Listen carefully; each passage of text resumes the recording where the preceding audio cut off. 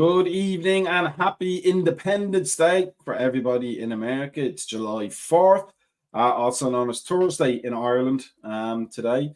But it is a fantastic day of celebration of all things independent, a spirit that Liverpool fans will know well. We're a very rebellious kind of a group. We've got Brian today, no Trevor. He's probably stuffed with hot dogs and corn on the cob and whatever else, potato salad. Coleslaw, I don't know, whatever everybody has over here. I have potatoes, so I'm quite happy. But Brian, happy 4th. How are you? Doing great. Feeling supersonic. Yeah, we're going to have a special type of show tonight. We're going to talk about American soccer things because there's no Liverpool soccer things yet, although the boys are apparently going back training tomorrow, at least the ones who aren't at tournaments, etc., etc.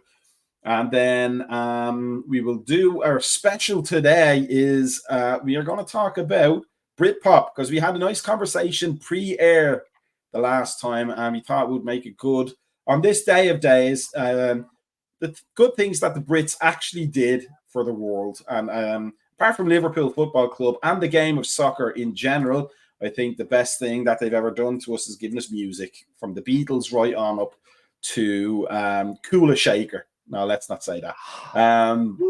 They've given us some of the best music that we've ever heard on recorded media. So we will discuss that a bit, and then to kind of round it all up at the end, we're going to have a discussion on which Liverpool managers match which Britpop bands for us. We've got some good ideas on that. We want to say a good evening and a happy 4th to Suzy, where it is 116 degrees in Palm Springs. I don't even think that's a real temperature, so I'm not entirely sure whether Suzy is telling the truth there. He must be making up some fairy stories. And Alan Walnut says, good evening. Good evening, Alan. No plans for you today, unless it's Robert Plant. And we hope everybody else will join us. Because if you're an American Scouse, you're probably somewhat inclined towards British indie and rock music. So please get in touch through the comments on your thoughts, your favorite bands, your best albums, etc., etc., etc., from the other side of the pond. For the purposes of this conversation, I hope I haven't spoiled this for Brian, but we're not counting Irish bands, which means we don't have to talk about U2. No Ash? Except for Ash are Northern Irish, so they would technically qualify as Britpop. Because unfortunately, we haven't got our independence. Let's all get political now. But they're from the 6th county, so they count as Britpop. But U2 definitely don't, so we don't have to talk about them. And we're all the better for it. That's good. Yeah, I think we're all better for it. So let's start off with soccer stuff. America knocked out of the Copa America against our boy, Darwin Núñez, who didn't score, to be fair. And fell over on his own feet, not even the ball, tripped up over his own feet in the 11th minute, if I remember correctly. Philip, big up for you as well, and I hope we will get your comments on the Britpop side and maybe even the American soccer side. Questions about Berhalter's longevity as the USA manager. This, I believe, Brian, correct me if I'm wrong, is possibly part of the most talented group of American soccer players that the country has ever had, playing in the leagues that we've always wanted them to play in. They're not stuck in college soccer like the Tony Meola generation. They're not playing indoor soccer in the winter in the NASL, and they're not playing for MLS teams, which I won't knock MLS. It serves a fantastic purpose, but it's not the pace of the game that you would require to get top-level athletes. That exists in Europe. That's where everybody goes and why they all go there. But it's still a blow to not even get out of the group, Brian, for USA. Is it a player problem? Is it a development problem? I believe you have some strong opinions on that. Or was, as I believe, on top of it all, the cherry on the cake, the cherry on the sundae even, that Berhalter is just not ever going to be the right manager to galvanize a team of young players to play in a style that was going to help them to progress to the final of that competition. Can I say all of the above on this right Yeah, here? you can say that, yeah. Because I mean, I think that if you want to start down from the bottom right there, the development, and this isn't just for football in this country. This is for any other sport that we have with this travel with the pay to play right there that we have in this country. That we have so much talent that's in this country that get to progress very far because the amount of money it costs to play at a higher level. I mean, so for instance, I'll talk about football. Being a youth football manager, like our coach, you want to say it like there before. You start with the kids right there, and either they go to either Parks and Rec, which is like a very much part time, almost like where they don't really do anything. You try to learn skills with them, but it's not very much. It's not a lot of content, and a lot of actually of over teaching skills, and getting them rhythm and stuff like that. You have them one night a week right there to actually go and practice, and then you have like a match right there on the weekend. So you don't spend that much time with them. The only way you get that much is by paying a large, exuberant amounts of money right there to these organizations, these football organizations out there that you wind up having to go and pay for travel, pay for coaches, pay for everything you can think of, do fundraisers. I mean, to a point where it's out of the ordinary person's ability to come there to actually come there and have their child participate. So that's the first thing. One problem right there. The second problem right there is with this talented group that we have that is going through. I mean, this is a very, very mixed multinational group also, because you think some of these players right there are Americans by parentage in another country or by through other means. You should be playing a boring formations that you keep on playing. I mean, I get the same rant right there about Southgate that I have about Berhalter. You have all these players that play out there throughout the entire world.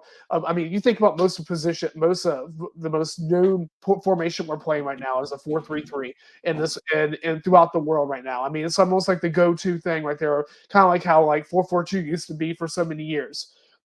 Why are we playing formations right there that the players don't know how to play well, or they don't actually go there they don't play that way?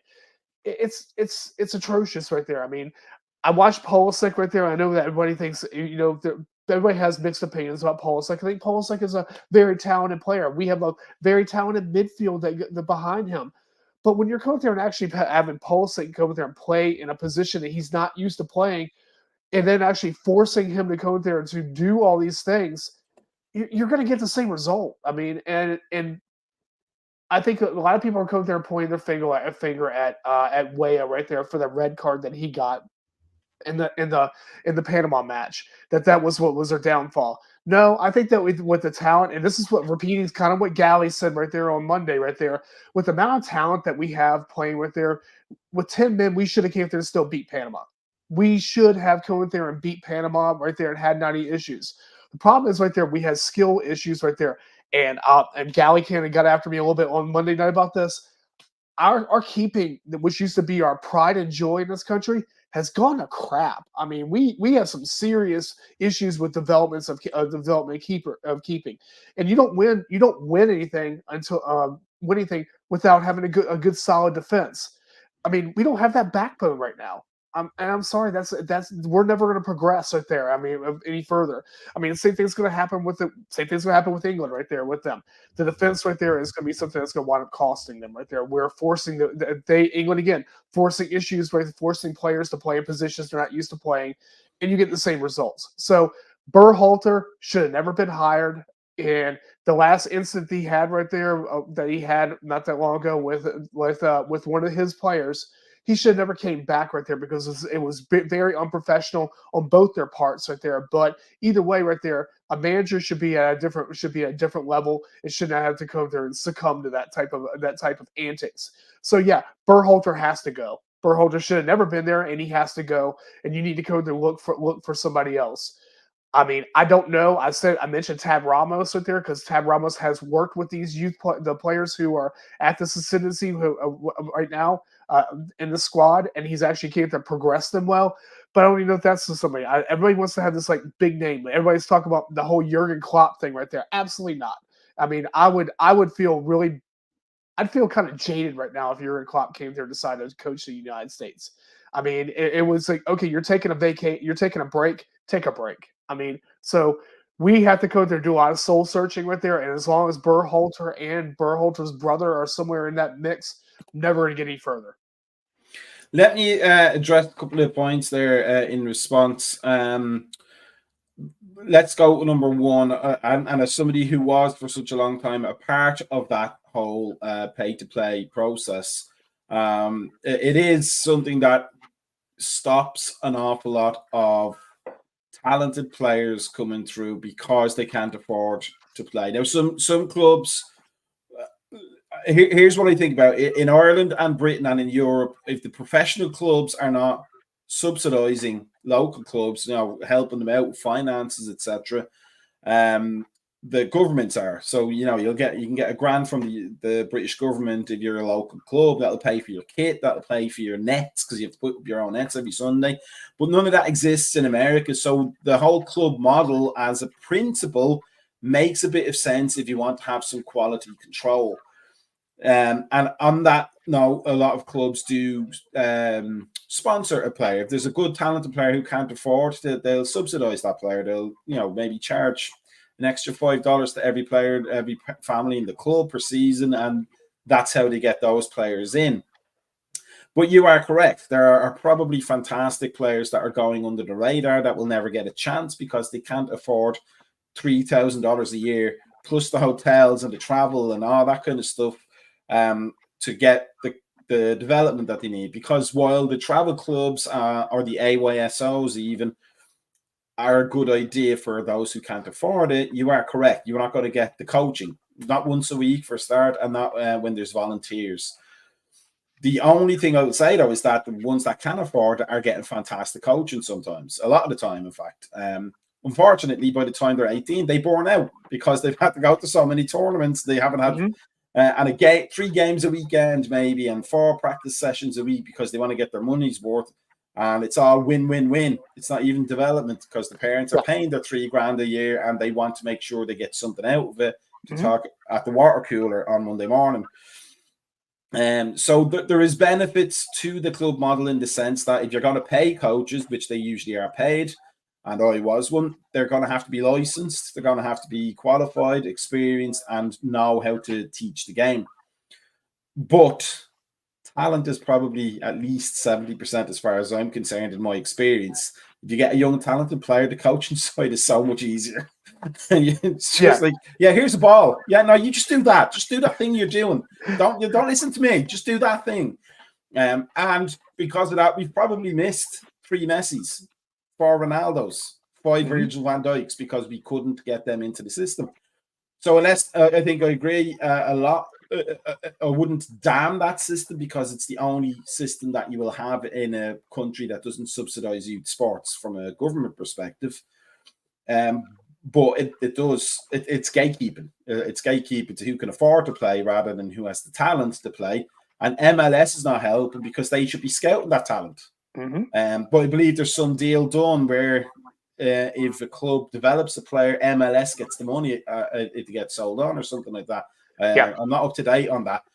Whereas in England, if Liverpool develop a kid from 8 years old to 15 years old to 21 years old, like a Trent Alexander-Arnold, say, for example, somebody of that magnitude, and they sell him to Barcelona, they get all 133 million euros of that money to themselves, minus the tax, unless they're Chelsea, City, or Villa, apparently. So that in that system, I think you're right. It's a gatekeeping system, and it pushes players out. But the players, especially in 2024, they have been getting very good coaching. So you would expect more from the players that came through that system. The formation thing, I think you're right. Jack Charlton at Liverpool, Jack Charlton at Ireland, the reason why he's our best manager ever and got us to 3 tournaments is because he said, why are we trying to play like Spain, France, and Germany? You don't play like that every week. You play 4-4-2, long ball, pressure game. So we're going to do that because you all understand it. And then look what happens. We got to the World Cup in 1990 for the first time and 94 and the European Championships in 88, and we beat England 1-0 because he recognised that he was a very, very good coach. In terms of who the next manager would be, I agree with you on the Jurgen Klopp thing, but do you think time that the USA didn't go for the fancy Dan Jurgen Klinsmann type appointment because he's all touchy feely and can say the right things in an interview, but maybe a Jose Mourinho type, somebody that has a record of going to a club and getting results, because that's all that matters really for USA right now, isn't it? I mean, we lost the who would be a great coach to us in Canada. Jesse Marsh would have been a great selection right there for us right there. We came there and let that slip out of our hands. I mean, that's what happened. Look at right now. Canada's already progressed past right there, progressed in the Copa America while we left. So I mean, leave it on that. I mean, Nagelsmann would be a good selection. The thing is, right there, is the U.S. Is it something that somebody would want to have at the moment? Is that a prize right there for somebody? I mean, the one good thing about it is, yes, we're hosting a World Cup coming up, but is that something right there for a young manager to want to come there and go toward? I mean, that's kind of like how you have like Ancelotti right there, eventually going to Brazil right there. Those are kind of like those things where you want to say, hey, you know what? I need to step back. I need to go out there and go. I don't want as much of a role. I just want to go out there, come a couple times a year, do my players, play a couple of matches, go to a couple tournaments, and that's it right there. I mean, where a younger manager is still wants to see a better CV. I mean, those are things that you're looking for. I mean, so I just don't know who they can pick right there. I mean, a Jose Mourinho type character, yes, but I mean, again, you're talking about it's a total management issue. So I mean, that's kind of like the thing we talked about with Liverpool right there before we talked about last week about Jose Mourinho coming there at Liverpool. I mean, would he have done a great job with a certain group of players? Yes. Would he do a good job right there with these group of players? I don't know. I mean, it's like, some players respond well to that type of coaching, but not the type of coach. No, I'm talking about somebody who has a track record of winning, because if they're Berhalter doesn't have a track record of winning at the highest level, and neither does Tab Ramos, and neither did Jurgen Klinsmann, for that matter. Correct. You're absolutely right. I mean, but we already had a Bruce Arena right there, who we already had. I wouldn't count Bruce Arena either, because Bruce Arena didn't win the Champions League. That's what I'm talking about. Like USA, to me, it seems like they need somebody who can go in and say to USSF and say, I tell you how it's done. You don't tell me how it's done. Here's my big list. Like Ancelotti, I think would be perfect almost, unfortunately, because he knows how to manage upstairs and he knows how to manage downstairs as well. It's just hard finding. And it's such a tough thing to do, because the USSF wants to have the fingers in every single pie almost.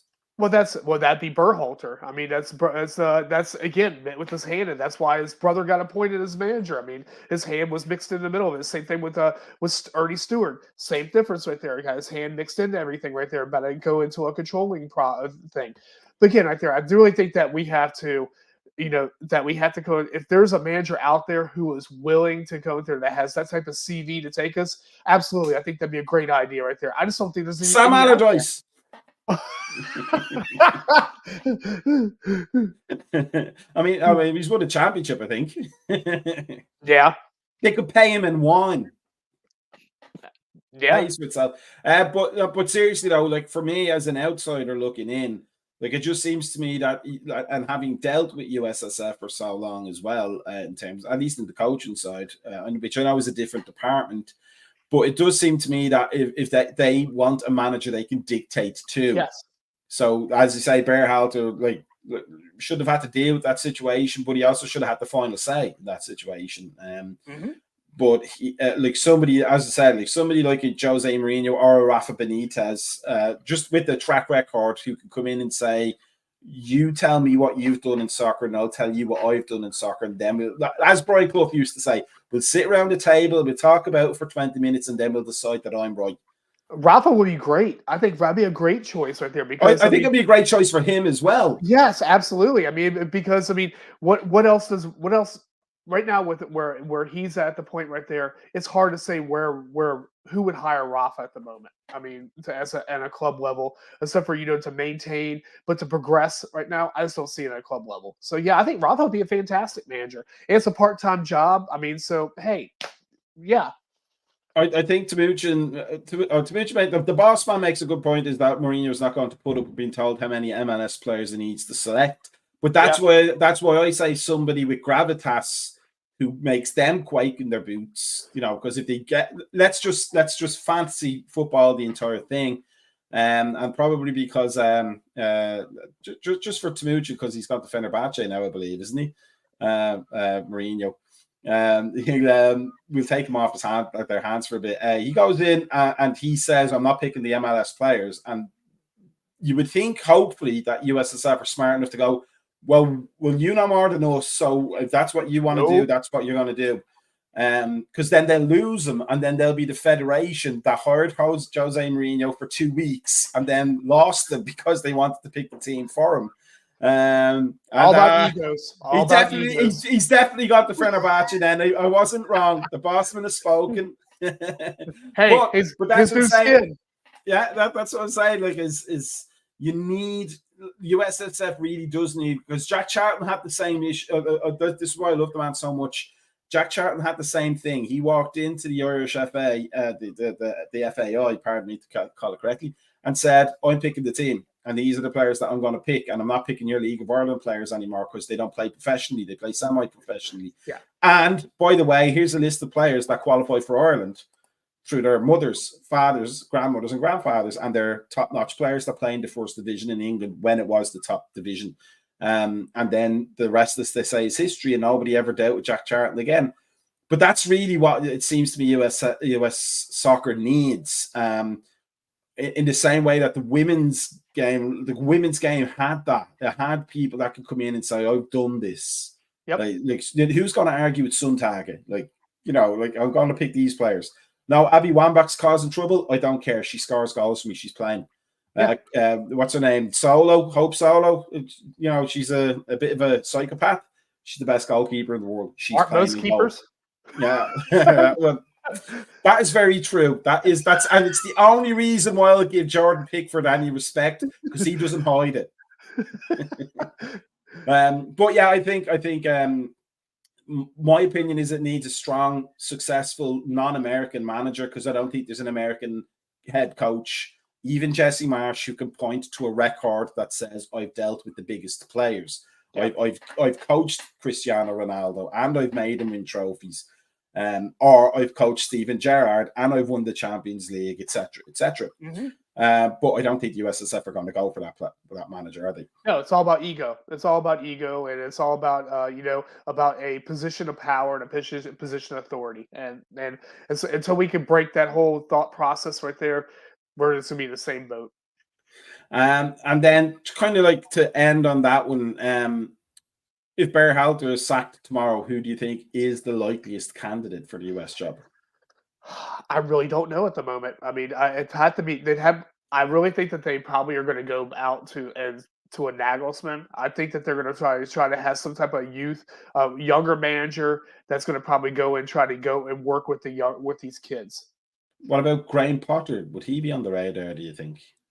I think that, again, it's going to probably go. Yeah, I mean, possibly, but I think that we're going to look at that. We're going to look at somebody who has a similar playing style to what we want to play. And I don't know whether Potter's going to fit that mold.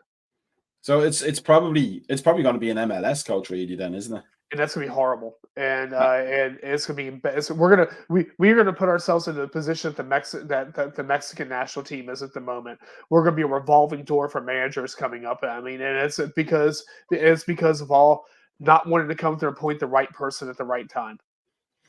I mean, as they say in The Sopranos, on and on this thing of ours goes, and we'll be probably having this conversation after the next tournament or heading into the 2026 World Cup.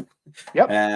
Or maybe they'll do the smart thing that Brazil did in 1970 and get somebody to qualify. Well, they don't have to qualify, actually. Get somebody to get into the friendlies and then hire the best manager possible just for the tournament. Yeah. It was Zagallo gets all the credit for that 1970 thing.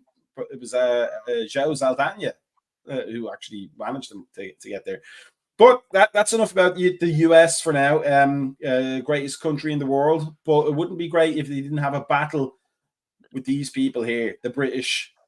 And the weirdest thing ever, because once the battle was done and independence was gained, America spent the rest of its existence loving the British. I think the royal family is like one of the most popular families, probably after the Simpsons.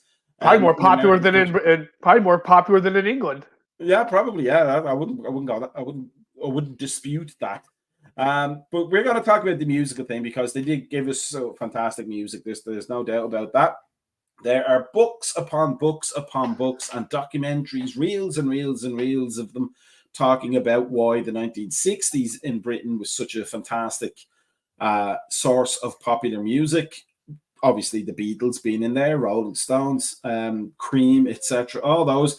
And it essentially comes down to the fact that, like Ireland, it was a hub for Europe. So they were getting all these great American records before everybody else got them, Motown and blues and country music, and then mashing it all together and making the British invasion sound, as it was called. Then that died out, and then 30 years later, it came back again as Britpop, which is what we're going to talk about because we're old dudes, and that's what we grew up with. And I'm going to say 88, 89 as the start of it. People will think about Oasis and Blur automatically and quite rightly. But 88, 89 was when the Stone Roses and the La's and the Real People and the Smiths were already in the. The Smiths were actually incredibly popular. They were already broke up by then. But the Charlatans and those bands, the Manchester scene. So as somebody who grew up pretty much in the culture, we had a TV show called Top of the Pops, which was a long-running live and recorded and mimed music, and also home to several sexual predators, as it turned out in the end. But mostly it was the music. But we got to see it. We got to see the Stone Roses when they came out. I think it was Elephant Stone was the single that they broke out with for Top of the Pops. We saw the Charlatans, the La's, which are not a big known band over here if you don't like music, but they had that song There She Goes, which is probably a crystalline 3-minute pop song if ever there was one, covered by Christian band Sixpence None the Richer about 20 years later, which was hilariously funny because it's a song about heroin. And it is. But as an American, Brian, tell me about your experiences with Britpop. So I'll go through and start off as a little kid. One of my first albums that I ever bought right there was The Fix. That was my first. And I followed, and I was a big Duran Duran fan growing up as a kid and stuff like that. So I progressed it was almost like a natural progression. Okay, we'll talk to everybody next week. That's the end of the podcast. Brian has just ruined his cool.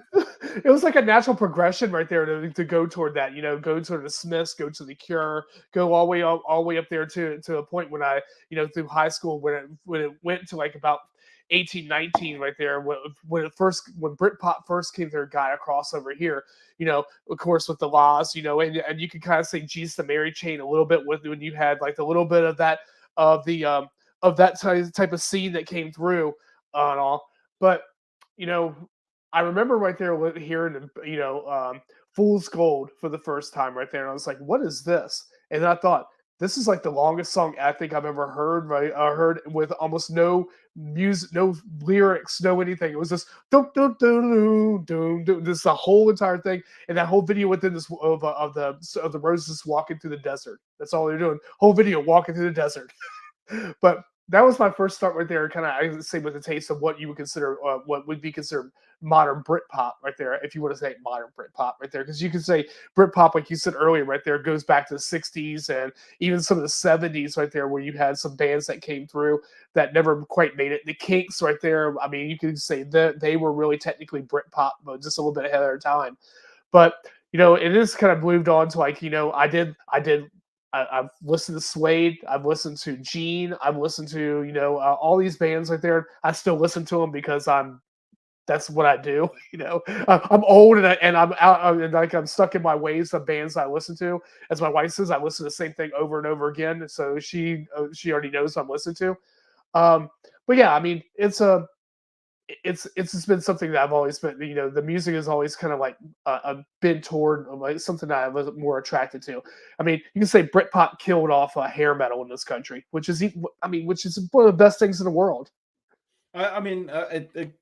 The hair metal wasn't as big over there. Like Bon Jovi would get through, or Motley Crue, or ZZ Sputnik, but in general, we would almost say Do we count Guns N' Roses as hair metal? I know they wore the spandex and Yes. all that, but they were kind of hard rock for us. They were But kind of a mix. we had like Iron Maiden were charting, so there was always an Iron Yeah. Maiden in there at some point. But I always got the impression over here that Nirvana killed it all off because they came in their cardigans and their lank hair and their 3-minute pop songs and zero glory whatsoever. The whole grunge scene. Yeah, I mean, I could say, yeah. I mean, it was great. Yeah, I mean, because you with that, I mean, the whole Soundgarden's grunt and like the Pearl Jam, that whole scene that came out there. Yeah, I could say that was right with that.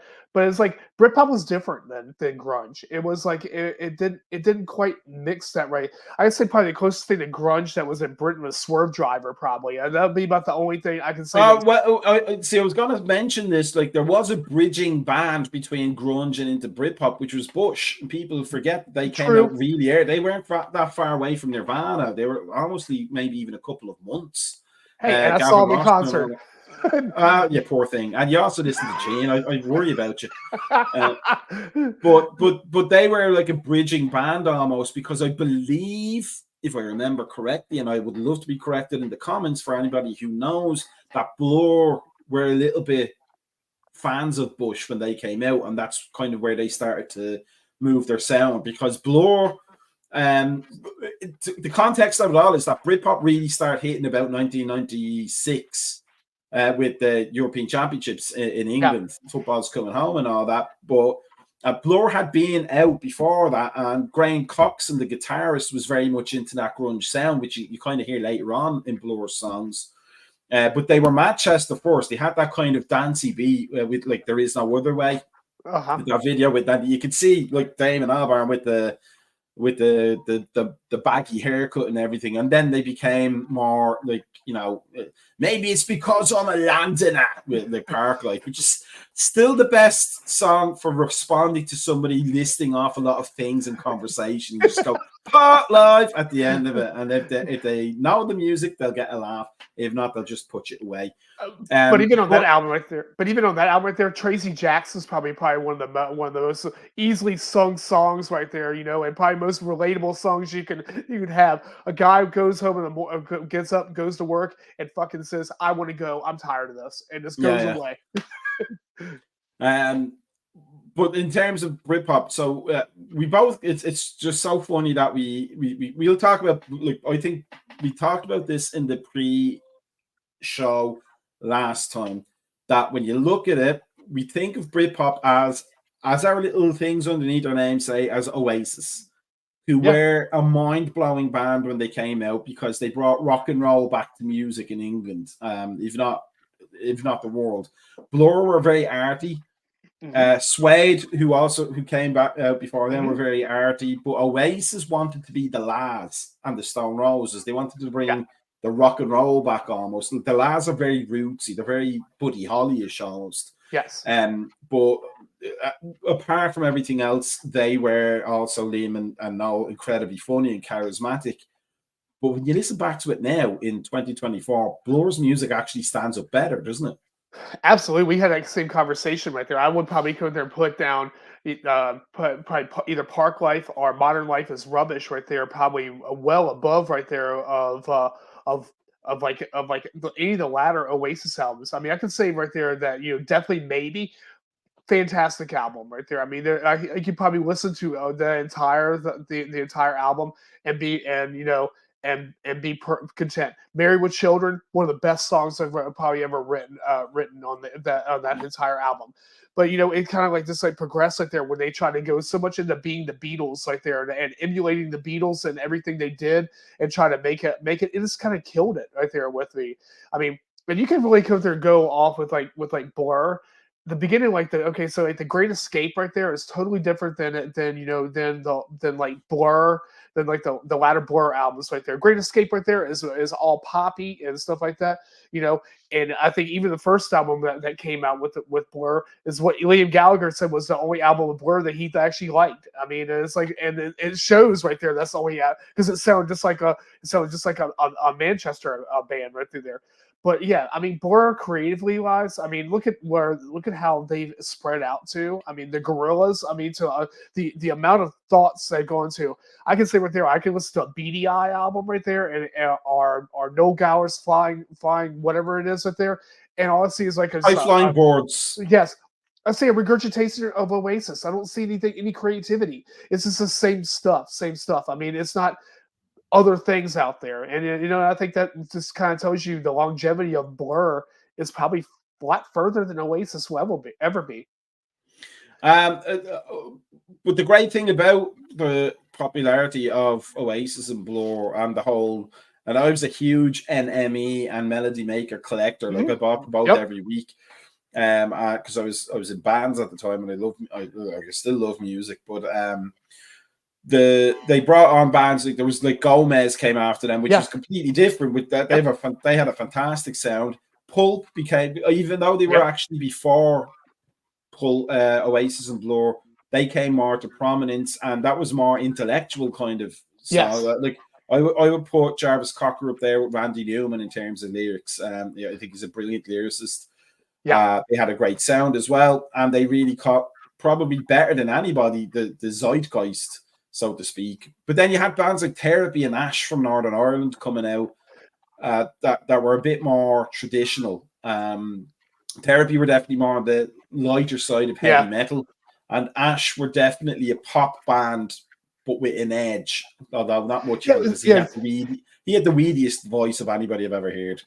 And it was so strange with Ash. Like, Ash would have like every other album right there. One album will be hard. The next album will be like a poppy album. Next album hard. And so like kind of just like the whole progression through there. But another band right there came out, that Travis came out there. And and Travis was like, wow, this is, and again, another band that's kind of lasted a pretty long time right there. I mean, we're still putting out decent music, I mean, to this point.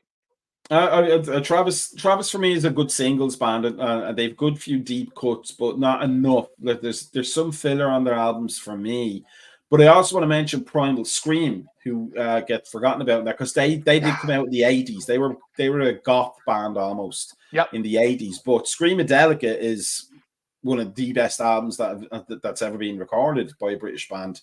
And they changed their entire process. They remixed everything. It was proper sampling. It was as good as anything the Beastie Boys or Daft Punk did in terms of sampled sounds, even if they weren't sampling directly, pardon me, from records. And then you have to go and still say right there, you have to go with the Happy Mondays going into Black Grape also right there through the mix also. So I mean, you can't go anything without hearing the craziness of that group of players. I mean, Happy Mondays and Black Grape, the first album got me through my entire thesis in college. I listened to it over and over for 14 hours straight as I wrote it. But yeah, I mean, like there were such fantastic bands. The Charlatans, they're still going. They're still releasing records despite lineup changes, mostly through deaths, unfortunately for them. But the only one I know is one of those seminal songs back in 1989, 90, maybe 91. But you just remember hearing it on the radio for the first time, and it just kind of blows you away. Yeah, but, I saw them in concert. I saw them in concert back in there. This here North Country Boy, I mean, was fantastic. I mean, this again, it was a band that I listened to a lot right there, like in that time period. That album, Talent Stories, is probably one of the best Britpop albums that was ever made, from start to finish. There isn't a dud track on it whatsoever. Alan's given us the old school with Chicago, who I also love, like early Chicago for sure, and Pink Floyd, who I don't love as much, mainly because I like the Syd Barrett days better, and mainly also because Roger Waters turned out to be a right wing. Same here. It turned, then basically for me, Pink Floyd ended about 71, 72, and that was after that, not that much of a fan. Yeah, after that's the Roger Waters band, I think for me. But it brings us on to like the later part of Britpop, which is, to me, it's Coldplay. It's essentially Coldplay, and I like Coldplay. I don't care what anybody says. The first few albums, the first 4 or 5 albums, they could write a hit. They could write a hit, and they had some good songs. And I think Chris Martin is the best non-singer since Bob Dylan. He's in tune and he's in key for the most part, but he's not always in tune and in key. And that's when you think, I could do that. I could do that. I could marry Gwyneth Paltrow, and then you realize you have to marry Gwyneth Paltrow, and then you snap out when you get on with your life. But Coldplay would probably, for me, because they came out around 2000-ish. Yeah, that's the end for me of that Britpop era. Can you think of anybody else who came after that maybe closes the show? Not really. I mean, I think that basically, I think indie music killed Britpop. I think that it was kind of like you had such a different type. I'm thinking of Bell and Sebastians and bands like that were kind of what ended Britpop in a way, because it was more of a taking down the layers and stripping things down and being playful. I think that you had so many bands over there toward the end. It got so serious right there. You saw the fighting and stuff like that, the pretend fighting and different things like that. And I think that it just killed off Britpop. I mean, I just want to go one more point about Oasis. The first time I came there, actually, one of the moments I noticed Oasis were the singles where they came there, put out where they have like these little audio recordings about Liam and Noel fighting each other and stuff like that. Wibbling Rivalry was the name of like a bootleg. And the whole album was nothing but them getting drunk and fighting and talking about Liam getting kicked out of the Netherlands. So I mean, that's pretty much a kind of a conclusion for them. It's always funny though when you think about it, if you know your pop history from the 60s, that Oasis wanted to be the Beatles, but they ended up being the Trogs, who had that famous bootleg of them arguing in the studio recording, which is, I believe, the inspiration from a famous scene in Father Ted. If you're ever a Father Ted fan, anybody out there, for the song for Europe, where you have to play that effing note. It's from the Trogs rather than anything else. But let's end the night on that topic on a little bit of fun. So we thought about this and we talked about it beforehand. So what we're going to do is try and equate Liverpool managers since 1990, since Kenny Dalglish left, with Britpop bands. Not in any particular order, but I'm going to start because I named them already to Brian, which is Kenny Dalglish's second reign at Liverpool, 2010 to 2012, is Paul Weller, because Paul Weller came back during the Britpop era with Changing Man, which was a phenomenal single. The single was excellent, and the album was quite good. Wildwood, I think, is probably a better album of songs, but Changing Man was like kind of like Paul showing everybody this is how it's done. This is how you do Britpop, because he was obviously with the Jam, fantastic band, and the Style Council, which some people prefer, but that wasn't for me. The Jam. But so that for me, Paul Weller is Kenny Dalglish, 2010 to 2012. Gerard Houllier is Saint Etienne, because it's the only French connection I can get. And we can't use air. I would have used air otherwise, but we can't. Whereas I'm gonna put, not just because of the Spanish name connection, Rafa Benitez as Gomez, because he brought something different. Gomez were just like, they were bass guitar and drums, but they also had samplers and drum machines. So for me, it's Rafa Benitez as Gomez. Roy Hodgson, I couldn't figure one out. Somebody who came back, and it was too old for everything. And I can't think of somebody who was ancient that came back, that I wouldn't insult by the comparison. I'm really stuck on Roy Hodgson. Jurgen Klopp for me is Therapy. I'm going to give him Therapy because they were just trashy heavy metal. This has gotten turned up to 11, and you're going to like it or not like it, but we frankly don't care. Roy Evans, nice gentlemanly man. I think he's the blower. He's the one that you look back with more fondness than you did at the time.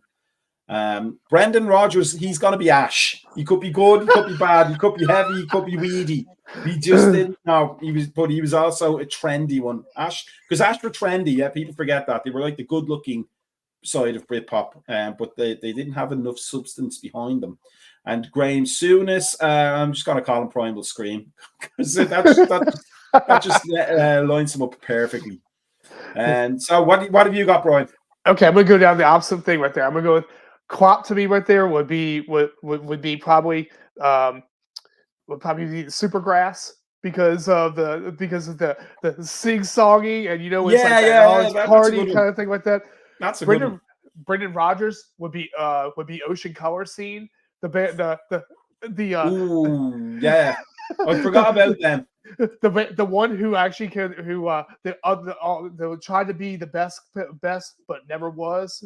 Do you know what I actually originally thought for Brendan Rodgers was Bernard Butler, who did almost his best work away from Suede.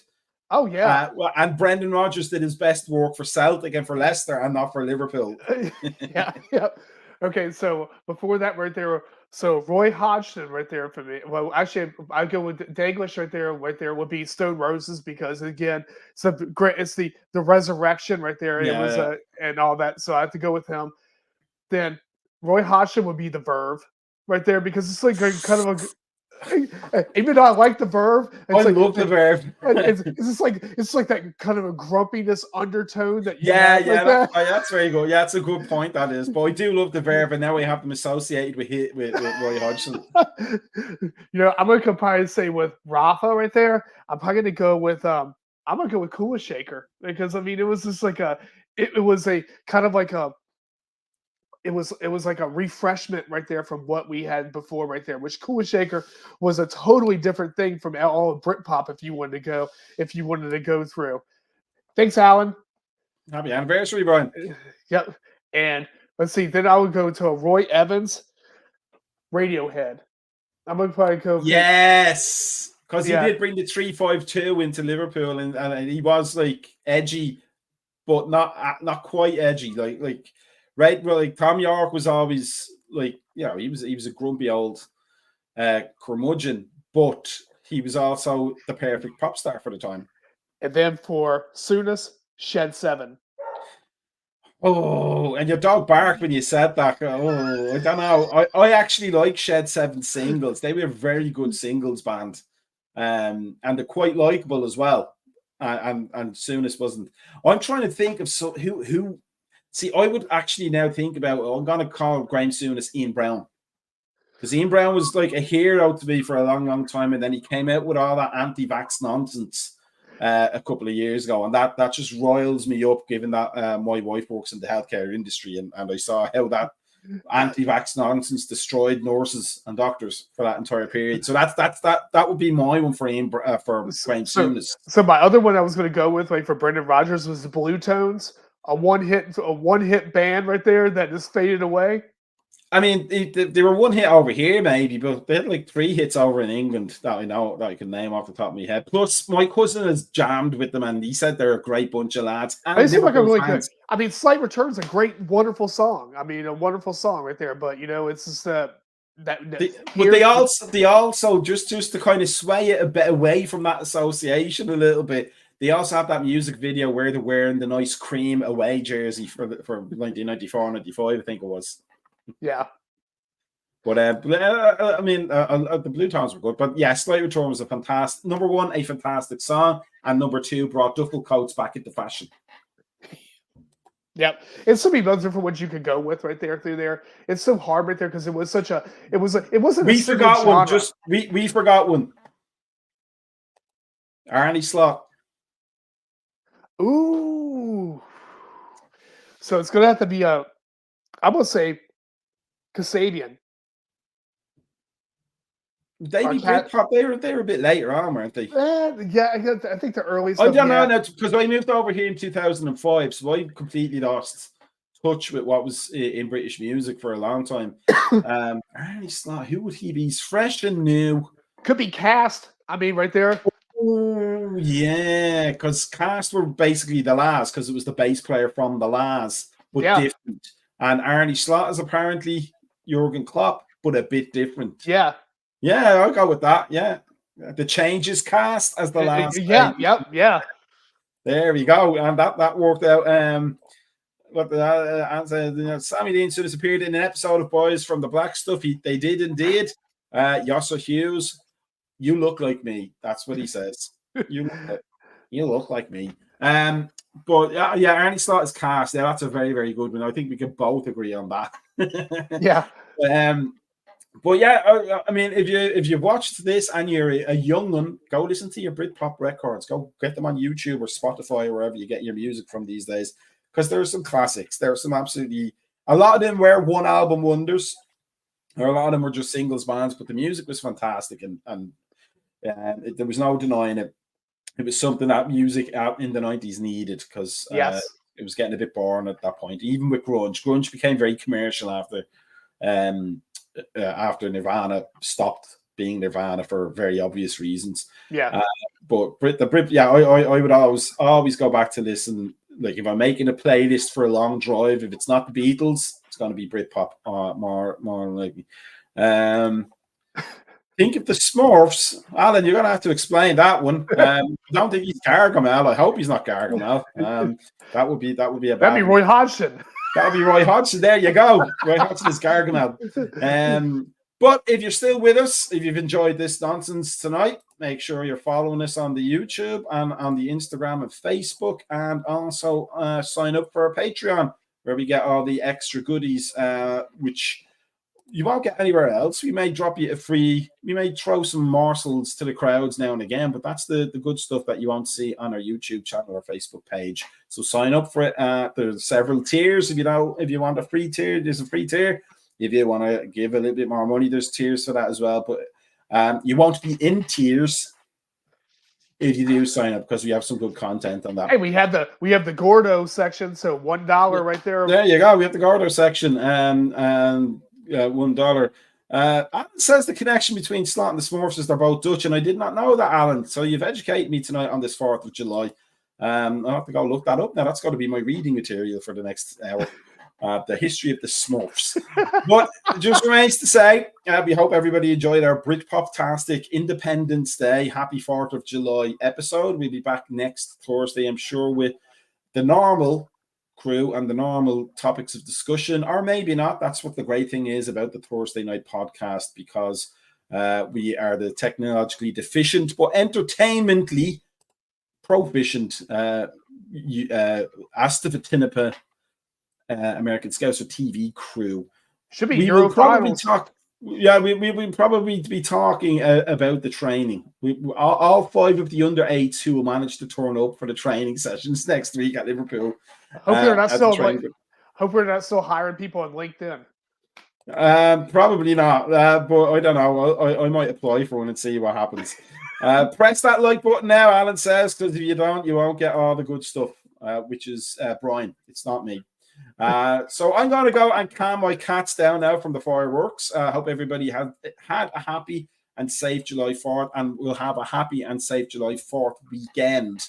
I'm sure there's a lot of things happening, but as much music, great music and great soccer teams and players that Britain gave us. I think from the Irish side and the American side, I'm glad we have our independence from them, because then we'd all have to be related to the Mancunians, and nobody wants that in life. So we will see you next week. Have a good weekend. Have a safe weekend. Peace out. And for July 4th, here is the Independence 70s power music.